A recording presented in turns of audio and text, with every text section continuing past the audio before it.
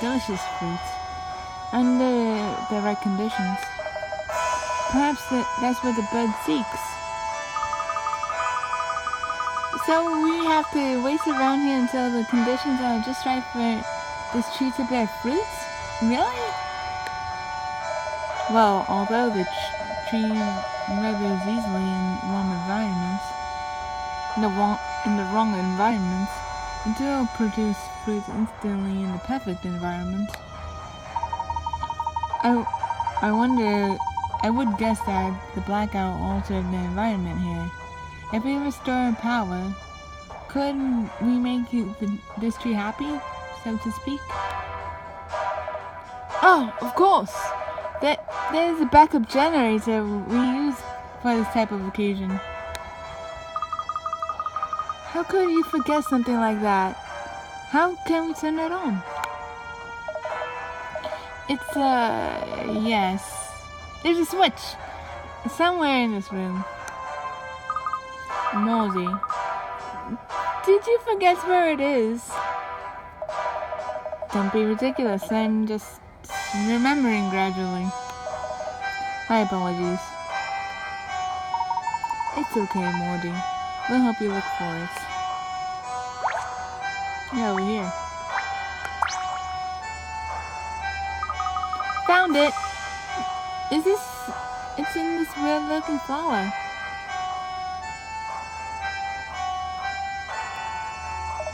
Oh, I'm glad you found it. Silly me. I think sticking your hand in that flower is going to require some bravery. Well, let's get brave and flip the switch.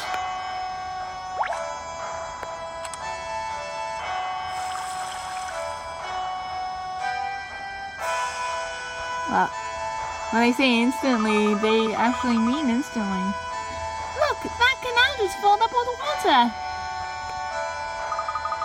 There's a new piece of fruit up there.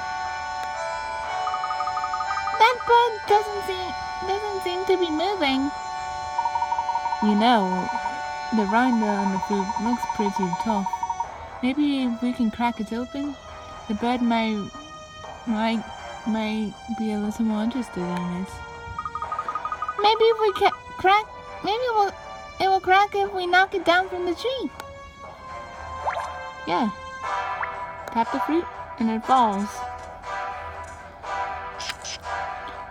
And down goes the birdie, wanting to eat some. We did it, Professor! Now's our chance to grab the book. Let's go.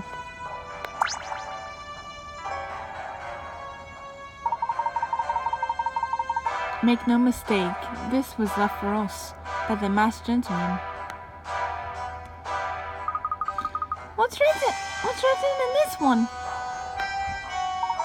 Let's find out.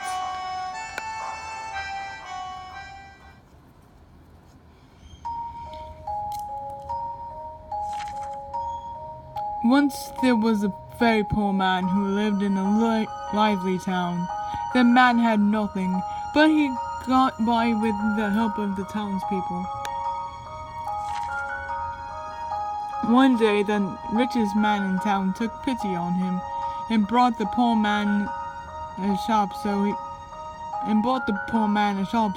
could earn a living. The poor man ran a good business, and his shop thrived. His shop became known far and wide, and it grew into the most successful shop in town. Even the shops of the rich man who helped him could not compare. No longer poor, the man decided to buy all the food in town so he could make a great profit. The trusting people sold him everything. The man then raised the prices until no one could afford to buy any food. The man then sold the food to people in other towns. That's terrible. The man became so blinded by money that he forgot the debt he owed to his hometown. The town he called home, once prosperous, began to decline. The man's fortunes grew as the townspeople starved. He built a palace in town. It was the largest palace ever built, and his wealth continued to grow each day. The townspeople had no choice but to leave their homes, and in time, the man was left alone in his empty kingdom. There, in his vast loneliness, as open as the sea, swallowed him whole. Wow. Well, that story was horrible. These are children's stories? What is this masked gentleman trying to tell us here? A town suffering in the face of prosperity. A man growing ever richer and forgetting the great debts he owes. An emptiness. What do you think, Professor? A vast, wide openness. That's it! I believe that's the key here. Morty, what is the largest space open inside the hotel? The Grand Hall on the upper level, of course. Can you take us there quickly? Let's go.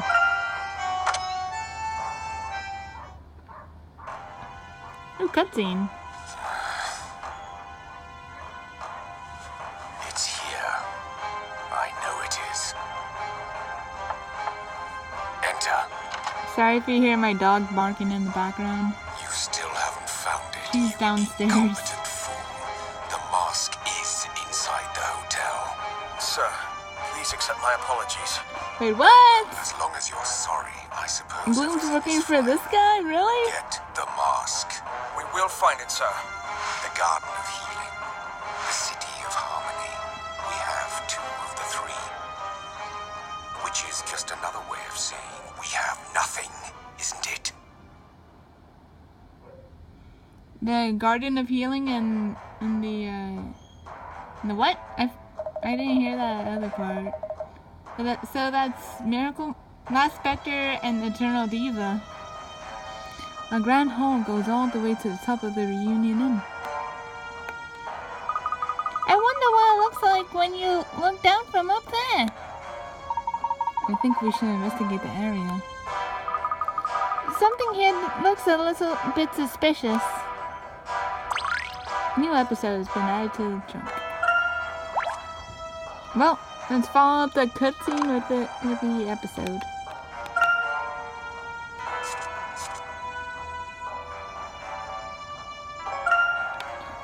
The highly reputed inspector from Scotland Yard appears, at first glance, to be working on the case, but his true loyalty lies elsewhere.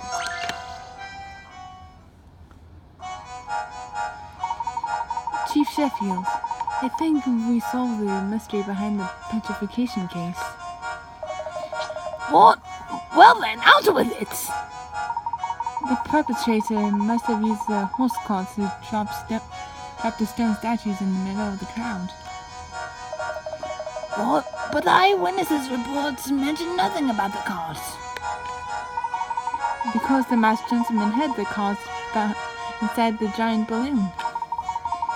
If you allow me to investigate the scene of the crime, I believe we'll find the tracks of that correspond to such a cart. Very well. Be sure to report whatever you find back to me, Bloom. Yes, of course. Sheffield is lacking in the mental capacity, but he's a brilliant motivator. This may prove problematic. But more concern to me is the man hired by Mrs. Lador.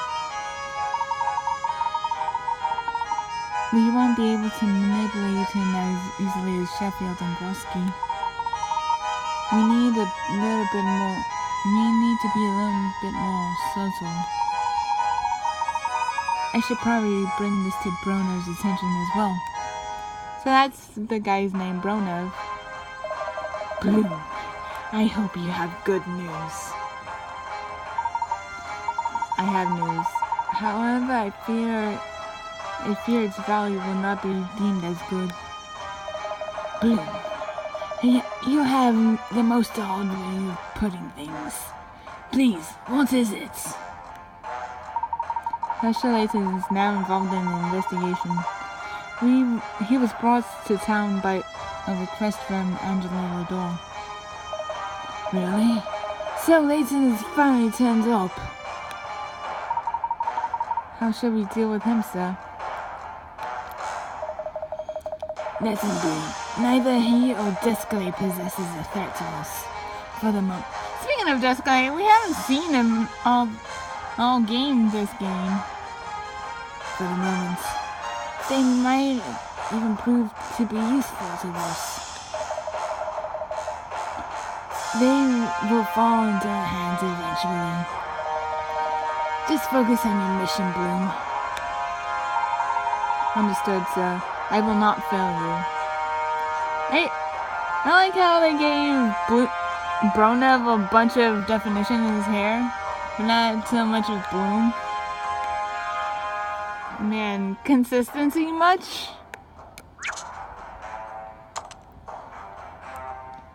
Well, let's check the hall for some mint coins.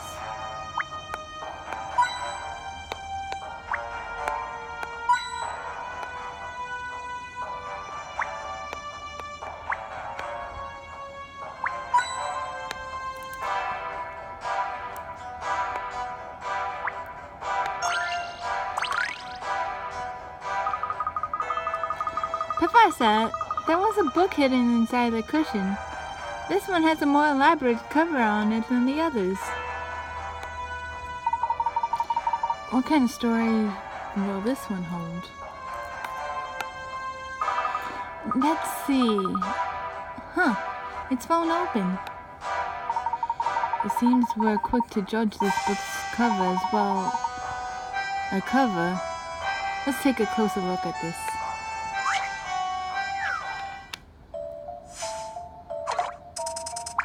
Puzzle number 131. Jewels on the lock. Jewels to the lock. This book is covered tight by some mysterious contrivance. The trick to opening it lies on the cover and the 10 arrow-shaped jewels adorning the cover. These jewels are arranged in a particular pattern, and rotating just one arrow will raise the lock. Which jewel should you rotate in order to open the lock?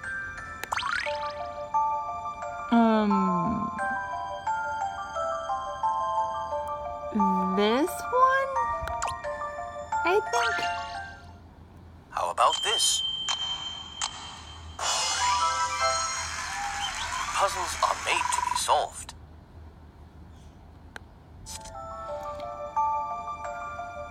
Correct. You need to rotate the top left arrow so that it's pointing to the right. Each jewel is placed so that the arrow is pointing to one other jewel. If you trace the route from one arrow, you'll eventually end back up where you started.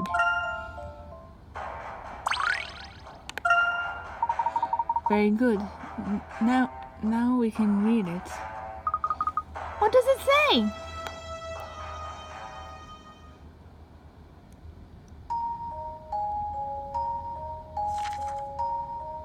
There once was a kindred prince in the kingdom in the valley. You know, funny enough, the first time I played this game, this is it's been like 1 or 2 years since I last played it, but this is like the only story I remember from this chapter. The princess was so beautiful that the suitors camped outside the castle for months to gain an audience with her. Then one day, the prince